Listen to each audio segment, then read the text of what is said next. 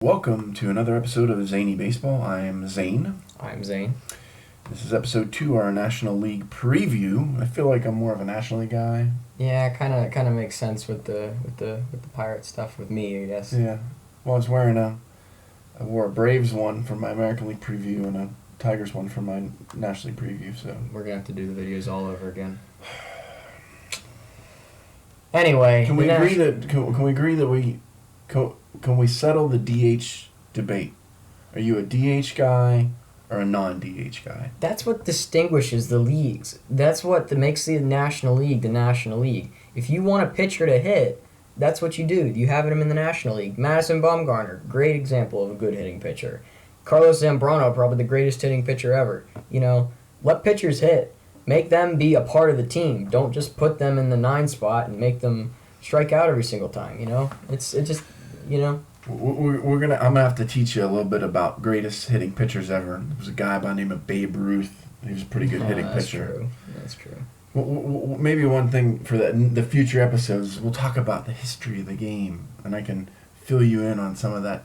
You know a lot of history of the game, but just some of the folks that I saw play when I was 14 years old. But not that I saw Babe Ruth play when I was 14 years old. Yeah, that's a long time ago. It's a little bit before my time, but he was a pretty good hit. But Carlos Zambrano, obviously, good hitting pitcher. I'm with you. Let's keep it. It makes part of what makes baseball unique is to have one in the American League and one in the National League. Yeah. All right, so we start with the NL East. Okay. So what do you think? What do you think your first thoughts in the NL East? Well, I think there's two. I mean, I think about the Nationals. I think about the Mets. I think the Mets, obviously coming off a World Series, they're loaded with young arms: Syndergaard, DeGrom, Harvey. I mean, they're stacked. Steven Matz coming up too. Yeah, I mean they're going to be really good. So here's my question though. Sometimes when you see a pitcher for a second time, right? So I have a feeling that the league is going to catch up to the Mets' young pitchers a little bit this year. I think they're going to struggle slightly. I think they're going to come back down to earth slightly. I think they're still going to be really good. I think the interesting thing is, what does the Nationals look like? So obviously they have a new manager this year. They have Bryce Harper. I think part of the thing about the Nationals is they've always seemed to have sort of a disjointed clubhouse. Matt Williams never seemed to have control. You had the big Papelbon Harper fight at the end of the year. I think that's just and Papelbon is still there. So I think that's indicative of the problems that were going on in the clubhouse. Dusty Baker. They just hold it down. Well, listen, he's managed really good teams in San Francisco. He's managed really good teams in Cincinnati. Cincinnati was disappointed that they couldn't get over the top. They get rid of Dusty Baker, and then they go back to oblivion. So sometimes be careful what you ask for. They were not making that next step. So I think the Nationals are going to be really interesting to watch this year. I think they're obviously stocked with talent. Max Scherzer, ton of talent on the team. I think the Nationals are going to be the team to beat. Number one, I think they're going to win the division. I think the Mets are going to take a little bit of a step back, not because they're not good, but just because I think the rest of the league is going to get the scouting reports on the young pitchers, are going to make some adjustments. We'll see how the Mets pitchers counter those adjustments. And like I said, with Steven Matz coming up, that'll be their one that they haven't seen much of. They've seen a little bit of him, but they haven't seen very much of him, especially with his injury the last part of the last season. Right. But I think that he'll be a big part of the Mets rotation this year. And then just finding, Bartolo Colon, his time to pitch, that'll be interesting to watch. And comment down below who you think Bartolo Colon is going to get his first hit off of, just to see, how funny that'll be, with his helmet flying off. He is, I'll tell you, Bartolo Colon's just hilarious to watch. Like, if there's any baseball player that just says hilarious to you, I think of Bartolo Colon, just his witty attitude, his, massive swings with his helmet flying off and his behind the back, little flip there. That was really good. I mean, yeah, massive is definitely a word I would use to describe Bartolo Colon. Still getting it done, back for another year. So I don't know. The Mets are going to be I think the Mets and the Nationals are going to be 1-2. I think the Phillies and the Braves are going to be awful. They appear to be trying to be awful on purpose for the most part, and I think they'll do a good job of accomplishing that this year. It'd be interesting to see what the Marlins do. I mean, I like the Marlins a lot. I like Giancarlo Stanton for obvious reasons. So I don't know. We'll see. I think the Classic division definitely is the Nationals and the Mets, and I think the Nationals by a little bit. I think interesting about the Braves, at least, is their Dansby Swanson. That'll be very interesting to see the next few years. You know, I think the Braves got a break on that deal, trading away the unluckiest player in baseball for the top prospect in baseball. You didn't like that trade at all. You've been telling me about that. I hated it. I think that's the Diamondbacks' loss. You know, you got the top prospect, the number one prospect in the MLB, and you trade him away for the unluckiest player in baseball that had 5-6 wins last year. Yeah. I mean, partially that was because of the Braves and they couldn't hit the ball, but still, he's the unluckiest player from baseball. He came 1 out away from a no-hitter. He didn't get it. Right. You know, there's just a lot of different reasons why I don't think that's a good trade, especially for the Diamondbacks. They gave up a lot. I think, that shows that, the Braves are in rebuild mode. They're stocking up. They're moving into a new stadium and going was it next year or a couple years Next from now? year, 2017. So they're loading up for, the new stadium thing. That doesn't always work out. I mean, it didn't work out with the Marlins. Like, if you think about that, they got a new face, they got a new manager, they got a new stadium, they invested in a lot of guys. Jose Reyes, was the big, he's never going to leave New York, but he's going to Miami.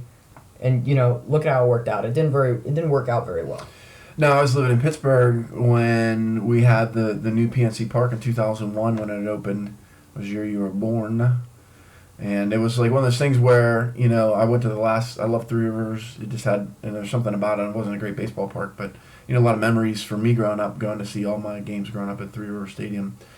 They supposedly reloaded for PNC Park, and it just didn't happen. And, I mean, obviously that was like year 10 of the 20-year string of just badness. Just halfway through. Yeah, so it doesn't always work out that way. The Braves have pretty good management, pretty good owners. And you think that they're gonna right the ship. So that move seems like I think I agree with you. I think for trading away the unluckiest player in baseball, they got just about the luckiest deal they could get. Yeah, I got you. And then the Phillies, it's definitely a rebuild year for them. I think this year is just going to be a big kind of like watching who you have. Like this year, Michael Franco has the most home runs in spring training thus far. He has, I believe, 7 or 8. And last year, just watching him, he played against the Pirates a few times, just watching him, and he either struck out or he hit a home run. And I think that this year, like the Phillies are going to be looking for him to kind of rebuild and just kind of to be the new face of the Phillies, because they don't really have a standout player now. Like they're Cole Hamels is gone off to the Rangers, and I think that Michael Franco is going to have to step in and hit some home runs, get a better batting average, decrease the strikeouts, and be the new face of the Phillies. So this is obviously a rebuild year for the Phillies and the Braves. And then the Marlins, they're going to be around a 500 team, maybe a little bit less. But I don't see them doing too much. There's some hope for them, but I don't see very much of it. I mean, I definitely like the way they play, especially watching Giancarlo Stanton hit home runs over scoreboards, and that's always really fun to watch. Yeah. And breaking scoreboards at that too. So it's fun to watch him hit a baseball. Yeah. It seems like I'll come home from work or whatever, and the headline is Giancarlo Stanton hits a home run 500 feet. That's when young Zane is like running me over to the computer. It's like, you got to watch this, and showing some, some of the cuts from MLB, some of those videos. So yeah. So we can agree that we like Stanton. Yeah, definitely. So it seems like we're pretty much in agreement on, the Mets and the Nationals at the top. The Marlins somewhere around 500, and the Phillies and the Braves somewhere towards the bottom. Let's go out west, NL West. What do you think about that, Alex? Well, obviously the big story of the offseason in the West is the Diamondbacks going after Zach Greinke, Yeah. who was lights out pitcher for the Dodgers last year. You know, kind of taking away the 1-2 punch of Clayton Kershaw and Zach Greinke, and I guess Kenta Maeda is going to have to fill in that role for the Dodgers this year. But Diamondbacks, like I said, they made the worst trade of the offseason, in my opinion. They got Shelby Miller, which I don't think is a bad pitcher. Don't get me wrong, but he's not the pitcher that they're looking for. Right. You know, they got Zach Greinke, which is an all-star caliber pitcher. You know, every year has a chance for the Cy Young Award, and they then especially since they made the Greinke deal before the Miller deal. Right. You know, they go out and get Zach Greinke, which is like big time news, and then they go get Shelby Miller, and it's like, what are you thinking? Why would you do that? You just wait. You went after a big time blockbuster deal, and then you go get a smaller pitcher with not as much command or as power as Greinke, and you trade away the number one prospect who is going to be amazing in these next few years. Well, they're going to try to win now. I guess the question is, it seems like when teams load up to win now, they don't always accomplish that. I mean, think it was was it last year that the Padres loaded up, and what did that get them? I mean, so 500. So I guess it's a question of, can all these moves in free agency and these trades, can it take the Diamondbacks from the bottom to a contender? Yeah, and A lot of people think so. I just never see that big free agent moves in this day and age of baseball. It doesn't guarantee success. It doesn't. I mean, nothing guarantees success, but it's especially with free agency. I mean, you're just paying money for them. You're not taking away a player that you might not need at that point. Right. But with free agency, you're investing money to get a player that you really need or really want. Right. And I think that it was a good deal. You know, I think Zach Greinke going to Arizona is a good deal for the Diamondbacks, and I think it'll help them out this year, especially with their pitching being a little bit shallow. But I'm just trying to think of behind him, they have no, that's not right. Paul Goldschmidt, that's what I was thinking. Paul Goldschmidt is their main run producer. He was up there for the for runs last year, RBIs and stuff like that, and he's gonna have to carry the team on his back, especially now. We just heard with AJ Pollock, so that's gonna be a big hurt for the Diamondbacks, especially this year with their main defensive players and one of their main run producers, and he was over 300 last year for his batting average, Right. well over actually. So do you like the Dodgers then at the top? I think the Dodgers are going to continue to do well, but I think as much as I hate to say it, it's an even year, and it's Giants, Giants, even year. You know, they went out and made some moves too. They went and got Johnny Cueto, who's been all over the place these last year or whatever, and that's a big deal for them, especially for one that's just come off of a World Series. Right. And I think that's a kind of a person that could lead a team to make a postseason run, and then Buster Posey behind him too, which is one of the best catchers in baseball. And Jeff Smarja. Yeah, that's right too. Yeah. Yeah, I wasn't thinking too much about the Giants, but it seems like they're going to be up there. So anything with the Rockies or the Padres? Rockies made a few moves. They went and got Gerardo Parra, which bolsters up their outfield a little bit. They always have Carlos Gonzalez, hits home runs long way, just like Giancarlo Stanton. And I don't think they'll be as bad as they have been the last few years. I mean, they've been struggling definitely the last few years, but I think they'll be a little bit better. But I could see them making fourth place. I couldn't see them any higher than that, to be honest. And then the Padres, they hadn't really made too many moves this offseason other than ship away Craig Kimbrell to the Red Sox, which was a big deal for the Red Sox, and then just losing one of the best closers. He has more saves now than Trevor Hoffman did at this age. So it's a pretty big deal. You never think you could break that record, but Craig Kimbrell's definitely got a good chance, especially with the Red Sox this year. But yeah, I can see I'm seeing the Padres 5th place, Rockies 4th place, and then the top 3 teams. It's it's going to be tough to exactly see how they're going to all play out. The Dodgers, like I said before, got Kenta Maeda from Japan, and he's going to be another big pitcher. They've seen him already in spring training. He's lights out. He's doing real well. And then you got the Giants with Madison Bumgarner. I think the West is going to be a pitching duel. Man, just when you're talking about the Giants, they sound pretty good. Am I changing your mind again? I was thinking the Dodgers. I'm not convinced about the Diamondbacks. I just never see. I mean, even the Dodgers have tried to almost as seemingly has been trying to buy players, and obviously they're investing a lot of money in their payroll. And you got to remember that Don Mattingly isn't there anymore. Yeah, that's true. Who's the coach there now? He went to the Marlins. Right. Who's the coach of the Dodgers now? I don't know. I'm not sure. I'll have to find that out.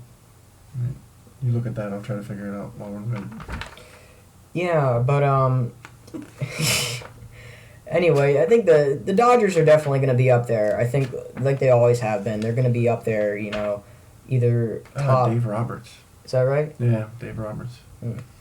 That'd be interesting. I mean, he's a really good player, speedy, known for his stolen base, and then I guess the 2004 World Series. Mm-hmm. So we'll see. Yeah, so I think the Dodgers are going to be up top, in my opinion. Either that or the Giants. Like those are the 2 teams that are going to be fighting. Because like we're saying, it's all pitching, and then whoever can get a couple hits off of that team is going to be the victor or whatever. It's all going to come down to pitching, really. Man, the Giants sound like they're loaded. Maybe Greinke's loss to Los Angeles hurts them. I don't know. I guess we'll see where the predictions come in a little bit, but yeah, I'm sort of leaning towards the Giants. NL Central. Well, if you haven't seen already, I am a Pirates fan. He is a Pirates fan as well. And we are always very optimistic about the Pirates.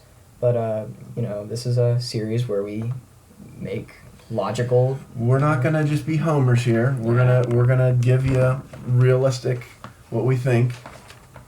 Yeah, and I think we're going to... starting with the Cardinals is a good idea, Well, obviously been the class of the division for a long, long time. Do you think that they have enough to stay on top? I think... Well, they got Wainwright coming back this year. So you think about some of their younger players that they've been able to integrate in the lineup, getting a little bit older.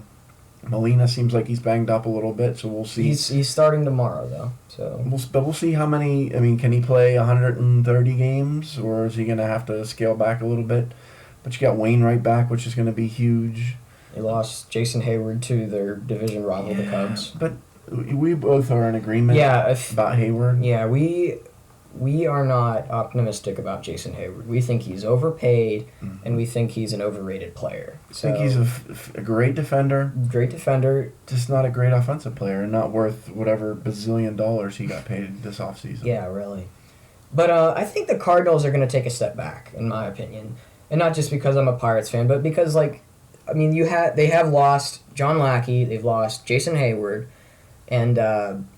they have a banged-up Yadier Molina, and I think that's going to be a pretty key thing with them, especially with Wainwright starting tomorrow. It makes it look like the Cardinals are back who they once were, but then if you look behind it, that lineup that they have behind it, it's not as strong as it was the last year, and I think Matt Holliday is going to have to do a lot better than he did last year. They did lose Mark Reynolds to the Rockies, and they're 2 young players, Steven Piscotty and Randall Grichuk. Mm-hmm. And I think those are going to be their key players this year, especially with the outfield dwindling down, especially with Jason Hayward loss. And they're going to be main players like they were last year, and especially I think that they're going to be a big part of the Cardinals this year. And then it'll be interesting to see how Carlos Martinez does this year as a young arm. trying to make his way in the baseball world. Just see how well he actually does this year. Just with his hard throwing. And just see how many wins he gets this year. Wainwright being back is a huge help. Martinez, like I said, a very live arm. Waka, quality pitcher. Cardinals they're gonna be in it again. They might take a little bit of a step back, but they won 100 games last year. I mean, so a little step back might be 94 games. Yeah. I mean, that's still in it for the division, for the wild card. So they're definitely, they're definitely gonna be good again. Yeah. And then Cubs. That's another big story in this offseason. Just with the John Lackey and the Jason Hayward, and re-signing, I believe, Dexter Fowler. Yes, they had the little scare where they thought they had traded You thought he was going to Baltimore. or free agents to Baltimore, but ended up turning around and coming back to Chicago. But it's definitely a great team with Kyle Schwarber and Chris Bryant. Those two young guns that are hitting the ball a long way. Yep. And Jake Arrieta, I think. Joey Gallo. No, that's the Rangers. Oh, that's right. I was thinking Myrtle Beach when they was in Myrtle Beach. That's right. And they used to be Cubs. Yeah, so, and then Jake Arrieta, I think, is going to be, he's not going to be as lights out as he was last year. That's in my opinion. But he's not going to be a 20 win, I don't think. I think he's going to take a step back, and he's going to have to rely a little bit more on his hitting than he did last year. Because, last year he was winning games, 1-0, 2-0, just because they couldn't get a hit off of him. Yeah. But I think that's just going to be a big part of the Cubs this coming year, and they're definitely going to be up there for the division too. So they won the wild card. So do they take another step forward? Or are they going to be around the same wins as they were? What are they, 96 wins, I think, last year or something? Yeah, something around that. I think the Cardinals were like 100, Bucks were like a 98, and I think the Cubs were like 96 or 95, something like that. So. Something close to that. But I think they'll be definitely just around the same. So if you think of what we said before, if the Cardinals take a small step back, maybe 94 wins, Cubs take a step up to maybe 96 wins, maybe even 100 wins. I don't know. Yeah. But maybe you can see a little flip flop between the Cardinals and the Cubs. Oh man, I don't know about the Cubs. I don't know if they're obviously really young. Yeah, that's the only problem with teams that are studs like that. Some teams like that are really young, and it's sometimes hard to, Chris Bryant last year, he won Rookie of the Year. Right. But I think a lot of the things that the people overlook is, he's swing happy. Right. Anything around his wheelhouse he'll swing at and he'll try to crush. Mm. But and I think with age that dwindles down a little bit, and it comes a little bit more naturally to pick your pitches a little bit wiser and maybe not swing at that first strike in a count or whatever not. So we got the Cubs and the Cardinals obviously near the top. Anything from the Reds or the Brewers? No. Reds don't have No. I don't think the Reds, I might be wrong about this, but I don't believe that the Reds have a pitcher that's over 27 years old in their starting rotation. Mm. And I think that's just way too young, especially for a whole team like that. Their opening day starter this year, I don't even think he might have been, but I don't think he was in the starting rotation to begin last year. So rebuild year all the way for the Reds. So it leaves the Bucks, right? And I don't know. People are like, I was reading something this morning about the Pirates, and their projected wins, and they said that they're going to be around an 800 or a 500 team. But it said that the last 5 years they've gone 8 games over their prediction. Mm-hmm. So we don't know how that's going to play out. So 8 games over 81 wins at 500, it's 89 wins. So yeah, so they're going to be a good team. They're going to be a good team, especially with the Reds and the Brewers, taking a big step back. Well, so the Pirates got to actually beat those teams. It seems like they've struggled against And the Reds. that's the struggled against problem. the Brewers. The divisional play with the Pirates is what kills them. Especially last year, losing key games to the Cardinals, the Cubs, the Reds, and the Brewers. That's what they can't do this year. 6-0 against the Mets last year, and the Mets went to the World Series. Yeah, and especially like teams out of their division they do well against, but it's the teams in their division, which is when you play the most games against. Yeah. I mean, McCutcheon's tearing the cover off the ball in spring training. They're going to look at batting him second. It'll be interesting to see what that does. Josh Harrison should be fully fit, ready for. I mean, McCutcheon had a really slow start last year. It seems like that's another thing. The Pirates have to have a quick start to the season this year, and that's going to be hard, especially since they're facing the Cardinals in their first series. Last year they faced the Reds. They got essentially walked off in their first 3 games, and so they were swept. That's right, against the Reds. And that's you can't do that this year, especially if yeah. And here we were thinking, the Reds are gonna go all the way, and then you see what happens. I didn't think of that. Well, MLB.com certainly thought that. The outfield is strong. Polanco, Marte, McCutcheon. Yeah, outfield great. Josh Harrison at second base, healthy, full year. No pressure on him moving around. He's going to be the starting second baseman all year with Walker gone. I like Cervelli and Stewart. Kong when Gong gets back is going to be huge. I think to put him maybe in the 3 or the 4 hole. Freeze, I think in the meantime is a really great signing for them. Yeah, even a good filler just for that time when Gong's not here. I mean, he's hit a couple home runs in spring training now. He hit one today. He's been doing well. He's not a great player like he was. He's not the World Series MVP he was with the Cardinals a few years ago, but he's certainly still a good player. Really good player. Seems like a good clubhouse guy. Yeah. First base. First base is the Pirates' weakness. And I don't, they say they got Josh Bell coming up. It'd be interesting to see with Jaso at first. And that's what they're banking on. They want him to have an on-base percentage. They're building their lineup around an on-base percentage this year, not like they did last year. Right. So Jaso provides that on-base percentage. He doesn't give you the speed. He definitely doesn't steal a lot of bases.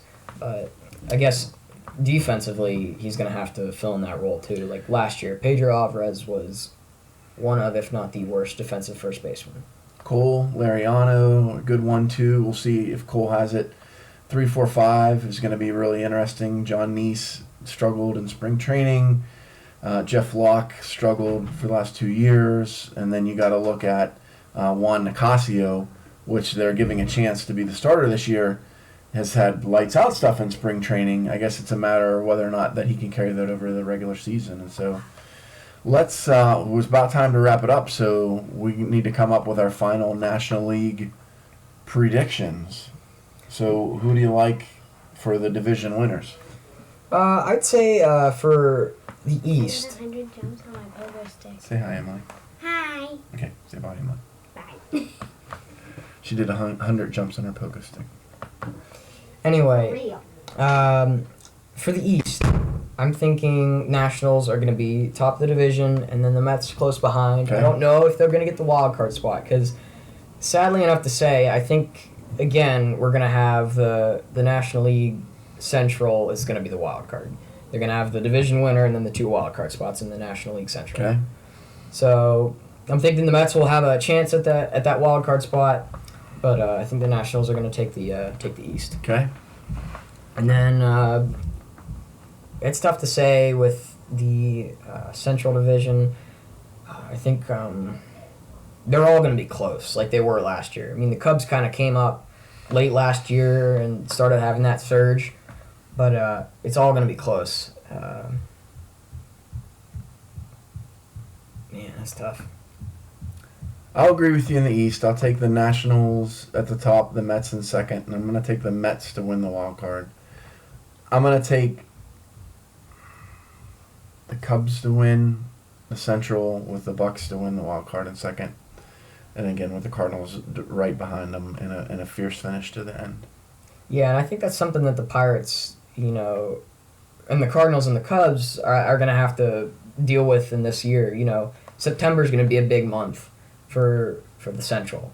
Going to be fighting all the way to the end. The Pirates and Cardinals have the last series and the first series as well, and that'll be a tough division to just see pan out. And then with the West, the top three teams there are going to be fighting.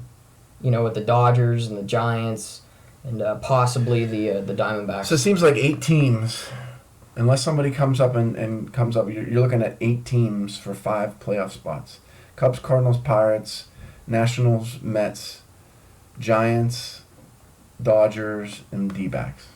So that's going to be just like in our American League video. We were just looking at like all the contending teams, and it almost seemed, it's almost exactly right. Like in the National League, the bottom 2 teams are not going to make it. They're rebuilding. Bottom 2 teams aren't going to make it. Rebuilding. Right. Bottom 2 teams. But it's like those top 3 teams, except for maybe the East. Mm-hmm. Those top 3 teams are contending. So that's going to be a fight to the end. So I'll take the Giants out west based on their starting pitching. Who do you like? I like the Giants too. I think maybe the Dodgers have a little bit of a better offense with Agon. I don't know how Puig's gonna do. I don't know exactly how he's gonna be this year. But just I think the Dodgers just have a little bit of a better offense than the Giants. But you can't if you don't get any runs on the board. So who are you taking? You taking? I'll say the Giants. So I got Nationals, Cubs, Giants with the Pirates, and the Mets as wild card. Who do you got? So I'll say the Nationals, Giants.